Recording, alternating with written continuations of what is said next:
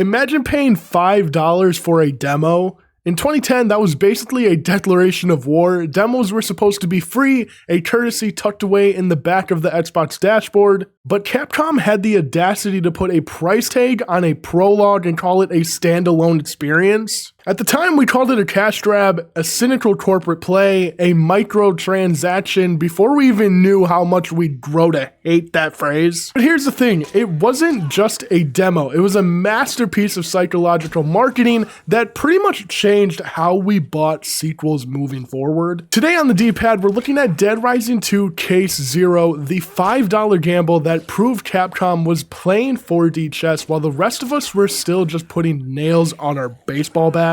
To start, Capcom had a little problem. Dead Rising 1 was a cult classic, but it was kinda weird, clunky, but the hero, Frank West, he was an absolute legend. Moving to Dead Rising 2 meant moving to Chuck Green, a new protagonist, a motocross dad with a daughter who needs a shot of Zombrex every 12 hours or she turns into a zombie snack. So already Capcom had a huge amount of expectations moving forward to the sequel of the beloved first edition of the game. If Capcom drops a standard 15-minute free demo in a mall, nobody cares about Chuck at all. Nobody feels the stakes, and most importantly, nobody learns about that awesome combo system. The combo system was the absolute soul of the sequel. It shifted the game from scavenge to survive to engineering and destroy. By charging $5, Capcom did something brilliant. They guaranteed investment. If you pay for it, you're definitely going to finish it. And if you finish it, you spent 3 hours learning exactly how Chuck Green's world works. But this is where the logistics get really spicy. Capcom didn't just sell you a prologue,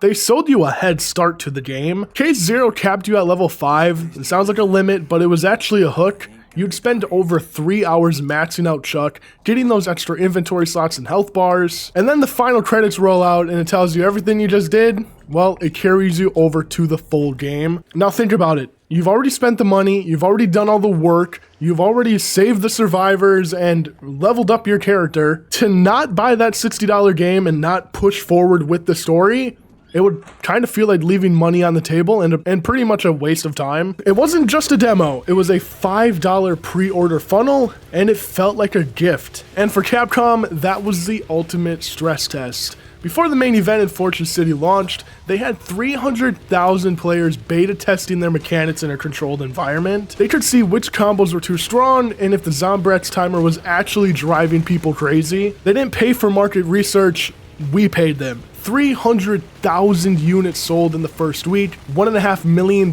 in revenue before the actual game even hit the shelves. So did the gamble actually pay off, or was Case Zero just a flash in the pan? Spoilers, it was kind of a nuclear explosion. Dead Rising 2 launched a month later and moved 2 million copies in its first few weeks. By the time the dust settled, it cleared over 5 million units. For a sequel that swapped out its legendary protagonist and changed its entire mechanical hook, those are mission accomplished type of numbers. And because people had already vetted the combo system in the Still Creek prologue, the learning curve for the main game was non-existent. People weren't complaining that it was too different from the first game. They were just too busy making crazy combos with chainsaws and oars. It's almost like people already knew how to play the game because the demo was that polished and good. And by the time we hit Fortune City, we weren't trying out Dead Rising 2. We were continuing a story we'd already paid into. It turned a maybe purchase into a must-have conclusion. It's the reason Dead Rising 2 is still widely considered the peak of the entire franchise. Case Zero proved that if you give players a small, polished, $5 reason to care,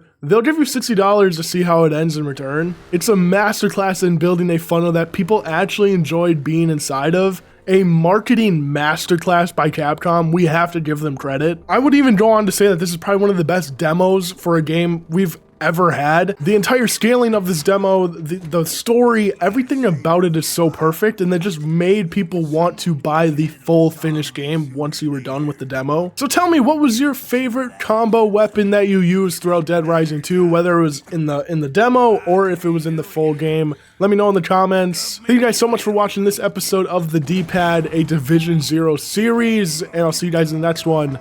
Peace out.